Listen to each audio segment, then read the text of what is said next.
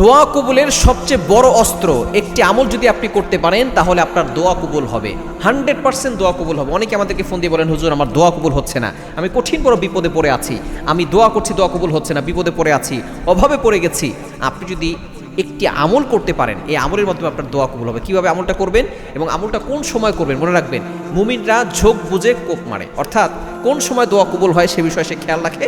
শুধু তাই নয়, সে নিয়ম অনুযায়ী দোয়া করার চেষ্টা করে।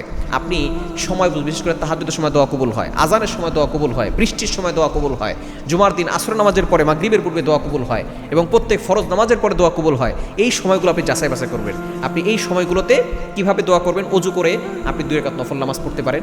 যদি নফল নামাজ পড়ার সুযোগ না থাকে অবশ্যই অজু করে আমলটা করার চেষ্টা করবেন। অজু করে আপনি সুন্দর করে বসে এরপরে আপনি প্রথমে 3 বার দুরূদ শরীফ পড়বেন। মনে রাখবেন, দোয়া কবুলের জন্য সবচেয়ে কার্যকরী আমল হচ্ছে দুরূদ শরীফ পড়া। অনেকে আমরা দুরূদ শরীফ পড়ি না।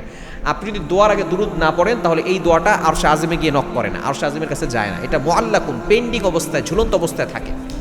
এটা আরশে আযমে গিয়ে নক করে না। যখন আপনি দুরূদ পড়বেন দোয়ার আগে, সাথে সাথে এটা আরশে আযমে গিয়ে নক করবে। প্রথমে 3 বার দুরূদ শরীফ পড়বেন, এরপরে আপনি 1 বার সূরা ফাতিহা পড়বেন, এরপর আপনি 3 বার সূরা ইখলাস পড়বেন। এটা পড়ে আপনি শেষে আবার 3 বার দুরূদ শরীফ পড়ে আপনি আল্লাহর কাছে দোয়া করবেন।